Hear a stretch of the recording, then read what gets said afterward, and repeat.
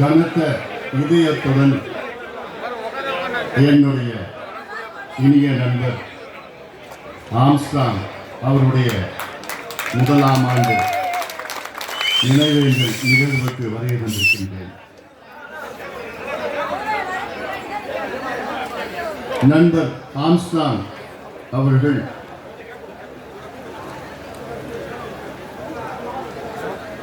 தமிழ்நாட்டில் உள்ள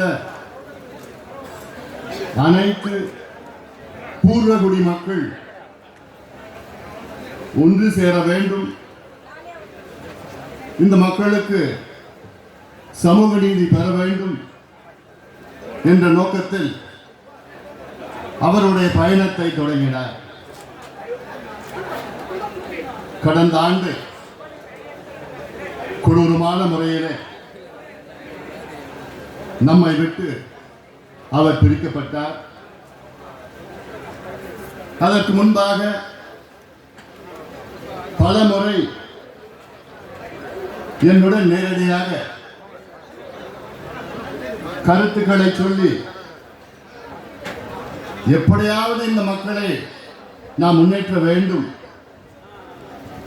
என்ற ஒரு மைய கருத்தை தொடர்ந்து சொல்லி வந்தார். இன்று தமிழ்நாட்டில் பூர்வகுடி மக்கள் என்றால் ஒன்று பட்டியலின மக்கள், அடுத்து வன்னியர் மக்கள், அடுத்தது மீனவர் மக்கள், மற்ற சமுதாயங்கள் எல்லாம் இருக்கின்றார்கள். ஆனால் அதிக அளவில் மண்ணின் மைந்தர்கள் பூர்வகுடி மக்கள்.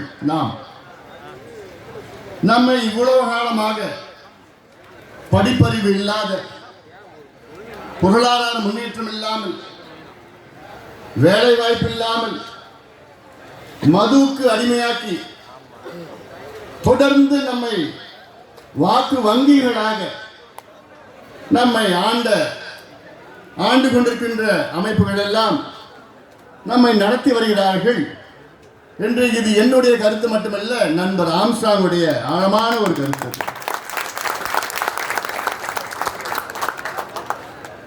இதை எப்படி நாம் கையாள வேண்டும் என்று பல முறை நாங்கள் பேசியிருக்கின்றோம்.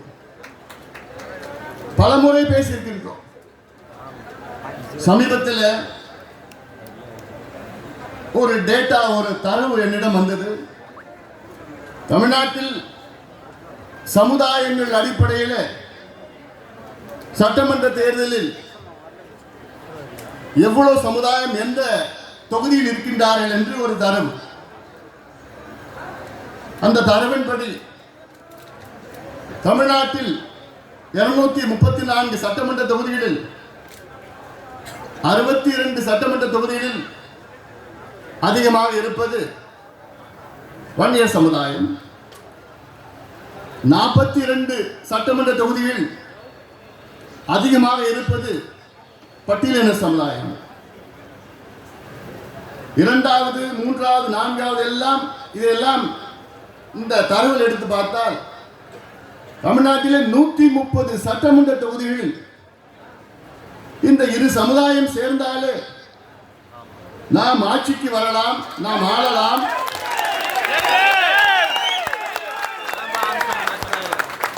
இது அடிப்படை உண்மை. ஆனால் நம்மை பிரித்தாண்டு சூழ்ச்சி செய்து நமக்குள்ளே மோதல்கள் ஏறிவிட்டு காலகாலமாக நாம் ஏதோ எதிரி போன்ற ஒரு தோட்டத்தை உருவாக்கி இந்த இரு சமுதாயங்களும் முன்னேறாமல் கூலியாக, படிப்பறிவு இல்லாத, மதுவுக்கு அடிமையாக்கி அப்படியே வாக்கு வங்கிகளாக தேர்தல் நேரம் வந்தால் வாக்கு வாக்கு வாக்கு அவ்வளவுதான். இதற்காகத்தான் எங்களுடைய ஐயா, சமூக நீதி போராளி மருத்துவர் ஐயா அவர்கள் பாட்டாளி மக்கள் கட்சியை தொடங்கி அதற்கு முன்னோடிகள்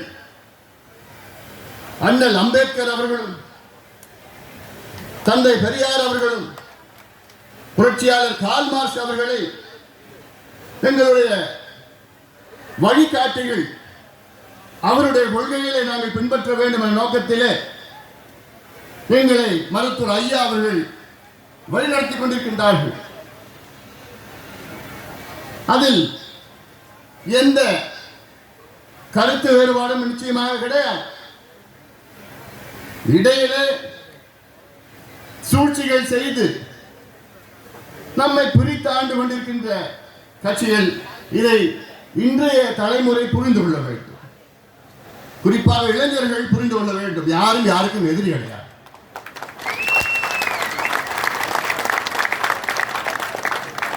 நமக்கு ஆட்சி அதிகாரம் வேண்டும். எதற்கு ஆட்சி அதிகாரம் வேண்டும்? இதைத்தான் தொடர்ந்து நண்பர் ஆம்ஸ்ட்ராங்குடைய மைய கருத்து, ஆழமான கருத்து. நாமும் முன்னேற வேண்டும்.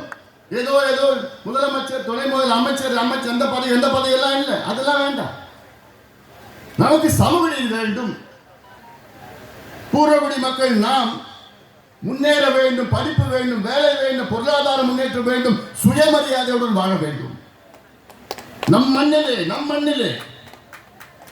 நம் மண்ணில் யார் யாரோ ஆண்டு கொண்டிருக்கின்ற சூழல், சூழ்ச்சி செய்து,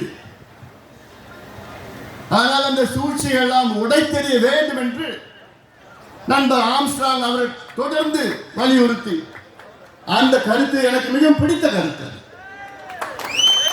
அந்த கருத்தை வைத்துத்தான் நண்பர் ஆம்ஸ்ட்ராங் அவர்களும் நானும் இணைந்தோம். ஆனால் அந்த இணைப்பு துண்டிக்கப்பட்டிருக்கிறது. அதாவது அவர் நம்மிடம் இல்லை, ஆனால் அவருடைய எண்ணங்கள், அவருடைய நோக்கங்கள், அவருடைய கொள்கைகள் நிச்சயமாக வெல்லும். அது மறுபேச்சு கிடையாது. அந்த அடிப்படையிலே தான் இன்று இங்கே நான் வருகின்றிருக்கின்றேன். அவருடைய மனைவி அவர்கள், திருமதி ஆம்ஸ்ட்ராங் அவர்கள், நிச்சயமாக அவர்களுக்கும் இந்த இயக்கத்தை சார்ந்தவர்களுக்கும் என்னுடைய முழு ஆதரவை நாங்கள் தருகின்றோம்.